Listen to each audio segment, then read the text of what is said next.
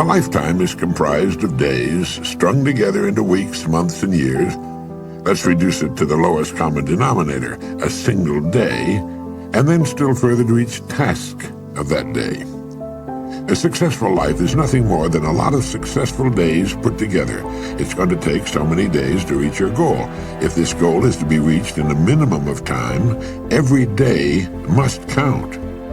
Now think of a single day as a building block with which you're building the tower of your life. Just as a stonemason can put only one stone in place at a time, you can live only one day at a time. And it's the way in which these stones are placed which will determine the beauty, the strength of your tower. If each stone is successfully placed, the tower will be a success. If, on the other hand, they're put down in a hit-or-miss fashion, the whole tower is in danger. Now, this may seem to be a rather elementary way of looking at it, but I want to make it clear, and it's a good and logical way of looking at a human life.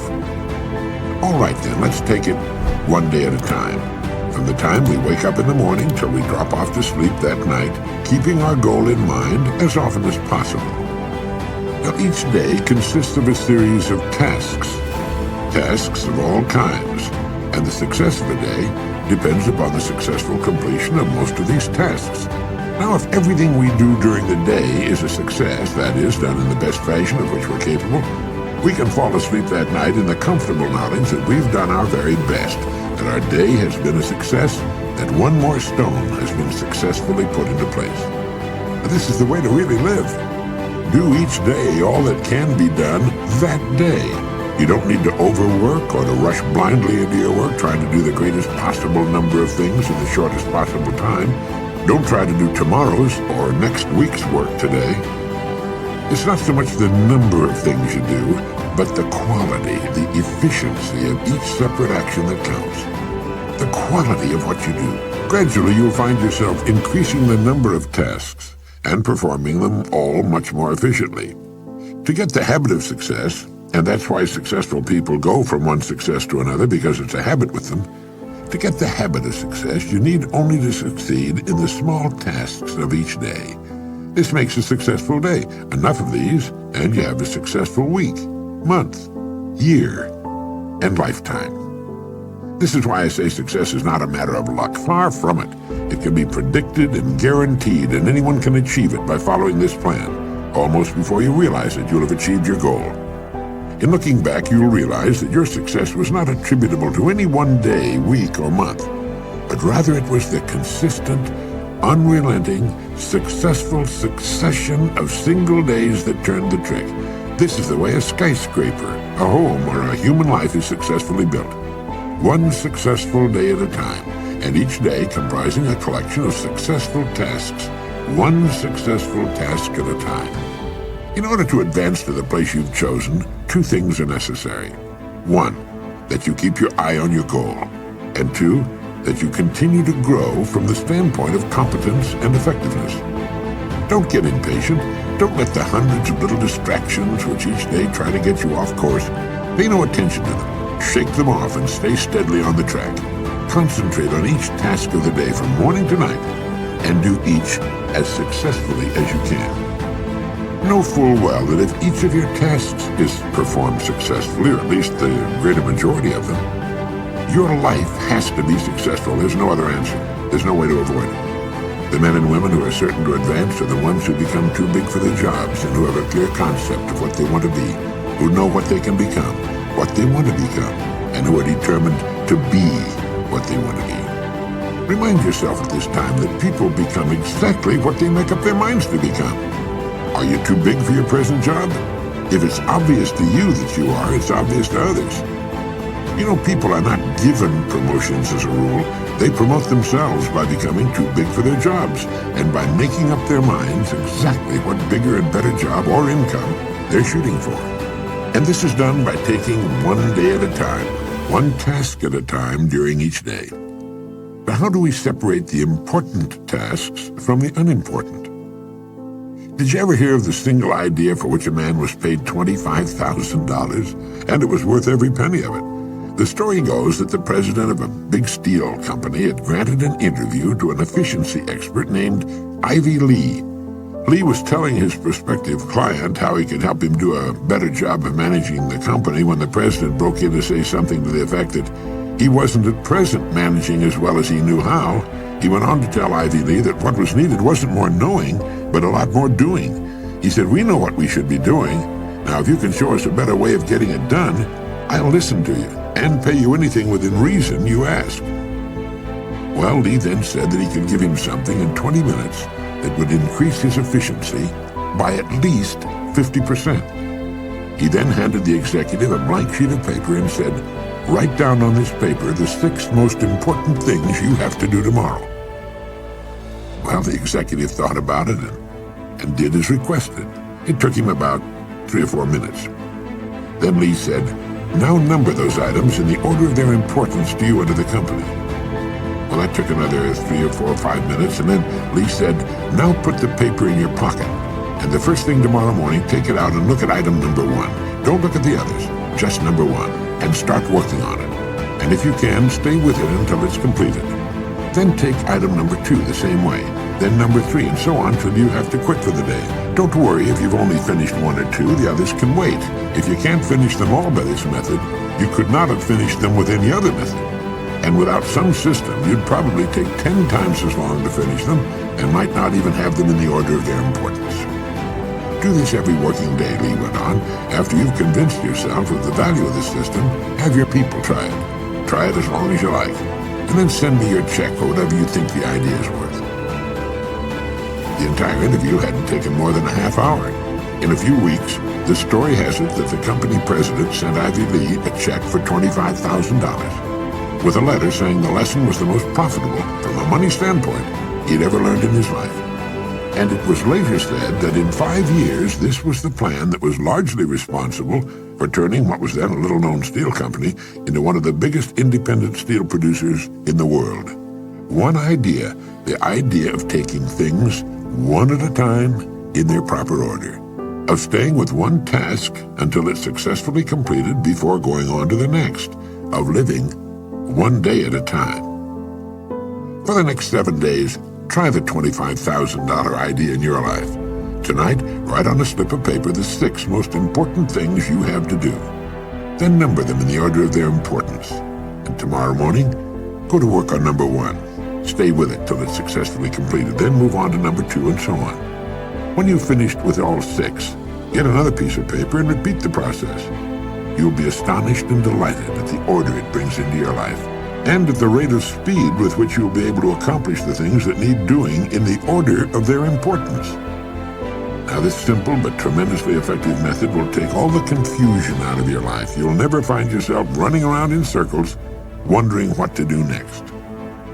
Remember, as you do, to live the best you can, one day at a time. You need not worry about tomorrow or the next day or what's going to happen at the end of the month. One day at a time, handled successfully, will carry you over every hurdle. It'll solve every problem. You can relax in the happy knowledge that successful tasks make successful days, which in turn build a successful life. This is the kind of unassailable logic no one can argue with. It will work every time, for every person. The reason for writing down what you consider only the most important things to do is obvious. Handling each task during the day successfully is important to the degree of the importance of the tasks themselves. Doing a lot of unnecessary things successfully can be pretty much of a waste of time. Make certain that the tasks you take the time to do efficiently are important tasks. Tasks which move you ahead steadily toward your goal. So often youngsters in school worry about a passing grade. They think of all they'll have to do before the end of the school year. Following this course of action, they can stop worrying completely and count on excellent grades. Freshmen in high school and college are frequently plagued by doubts as to whether or not they'll be able to successfully complete the 4 years ahead and graduate. 4 years seem like such a long time to them, almost forever, and this thought sometimes leads to a sort of giving up, a fear of failure. It was the great Harvard teacher and psychologist William James who said, in effect, "Let not students worry about the success of their efforts. If they will do each day as best they can the work which is before them, they will wake up one day to find themselves among the competent people of their generation." Student, junior executive, homemaker, senior executive, or professional, this plan works for everybody. It removes doubt, fear, and worry, and brings order into our lives. All any of us needs to do is face each day as it comes in good cheer, knowing that we have only to succeed today to guarantee our future. In this way, we'll move steadily ahead, growing more competent, more confident with the passing of every day. Others may seem to suddenly shoot up faster and possibly fall much farther, and operate in spurts and fits, but it's to the steady that the rewards are eventually paid. St. Edmund of Canterbury was right when he said, "Work as though you would live forever, but live as though you would die tomorrow." Now try writing down the 6 most important things you have to do tomorrow. Then number them in the order of their importance. Really do this. First thing tomorrow morning, tackle number 1. Stay with it till it's completed. If something should force its delay, move on to number 2. But take them in order and finish them in order as best you can. Try not to get sidetracked by people or things in successfully accomplishing each task of your day. Beside my typewriter, I have glued to the wall a great saying by Ernest Hemingway. He said, "Write as well as you can and finish what you start."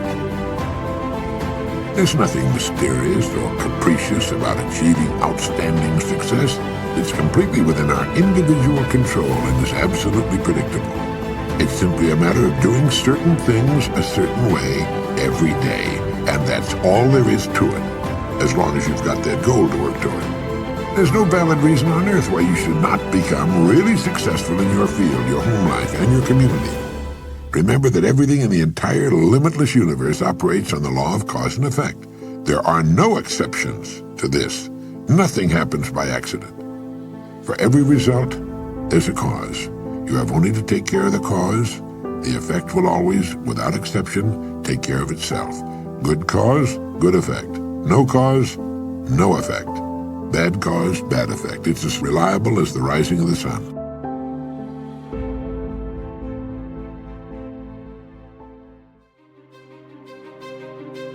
I'm sure you're aware that even the largest and oldest companies with many thousands of employees and hundreds of management people will, when they find themselves in trouble or not doing as well as they should, seek out one person and place him or her in the position of final authority. The whole company, the board of directors, and perhaps thousands of stockholders all look to this one person for leadership and success. Wherever you find a successful, going concern, whether it's a gas station, a supermarket, a school club, PTA, or a well-organized home, you'll find behind its success an outstanding leader. This is the most valuable person in society. In industry, he or she makes the wheels turn, the entire economy work. This is the person who's been responsible for the growth of nations and their position in the world.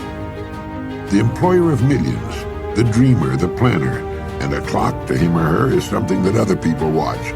You'll find this person working early and late, and when not working, he or she is usually thinking and planning.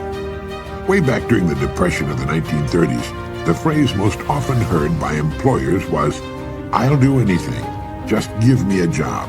Millions were unemployed. Thousands of business firms had closed their doors, and outside employment offices, long lines of people stood waiting for any kind of work.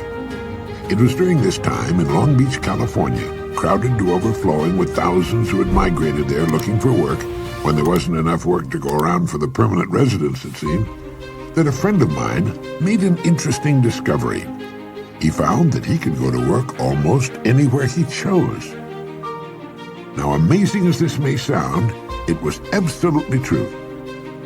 It dawned upon him one day that the business establishments of various kinds were just as anxious to succeed as were the people looking for work. The owners and managers of these businesses were worried and concerned over the hard times which had descended upon the country. And a great many of them were looking for someone to come to their aid, the person who would somehow show up and solve their business problems. But all they heard was people asking for work and saying, "I'll do anything." These people were asking for a paycheck from a company which was very likely teetering on the brink of financial ruin itself. And so signs appeared in windows all over the land reading, "No help wanted." This was a negative form of advertising, and while it kept the plaintive hordes away from the door, it also hurt business. Well, this friend of mine decided to become a part of the solution instead of a part of the problem. And his method was simple, and it worked like a charm. He selected the kind of business he felt he would like to work in, and in which he could build a career. He then devoted a month to finding out all he could about that particular business. He talked to other people in the same line. He heard their problems and what they felt was wrong. He talked for hours, asking questions, probing about what they felt was needed and so on. He went to the public library and read everything he could find on that industry. And then he began to think of ways and means by which this business might be improved. When he was ready and finally made his call on the company for which he had decided to work, instead of asking for a job, he said to the boss something like this: "I believe I know of several ways in which your business can be greatly increased, and I'd like to talk to you about them." Well, here he was, selling the one thing on earth in which his prospect was most interested. The fact that he knew a good deal about the business now permitted him to talk intelligently. He took a positive attitude, expressed a willingness to pitch in and help put the business on a sound and profitable footing. And of course, that's right, he got the job. Millions out of work and asking for jobs. But one man who found a way to be of help. What had he done? Well, first he had specialized. He had selected one line of work and decided that that was where his future would be. Now he had to prove himself, and he did. The jack of all trades and master of none was the man who suffered during the Depression. People who knew what they were doing and where they were going sailed through those Depression years just like a large ship sails through a storm. It wasn't as comfortable as it could have been, but at least the crossing was a success. At least they didn't founder. And thousands of businesses actually grew larger and prospered during the Depression. The best way for you to develop the security that lasts a lifetime is to become outstanding at one particular line of work. Look at it this way. Regardless of economic ups and downs, the industry of which that line of work is a part will continue to operate. It won't shut down completely. As long as you're in the top 5% of the people in that industry, you know you'll always be in demand. You'll be wanted and needed, not just where that industry is concerned, but where you and your family are concerned also. The man or woman who becomes truly outstanding at what he or she does has the world on a string. Here's the person of confidence and peace of mind. Here's the person who's quietly aware of his or her ability and intimate knowledge of his or her job in particular industry. Here's the homemaker or student who's at the top of the group.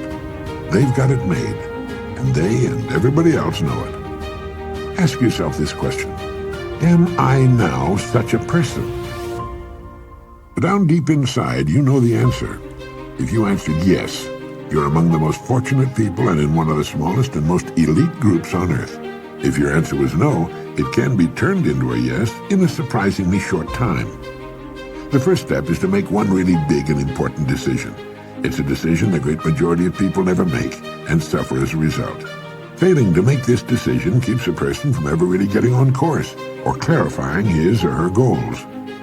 If you make the decision I'm now going to recommend, you can take a deep breath, give a comfortable sigh of relief, fix your eyes firmly upon your target, and go to work relaxed, comfortable, and sure in the knowledge that the success you seek will be yours.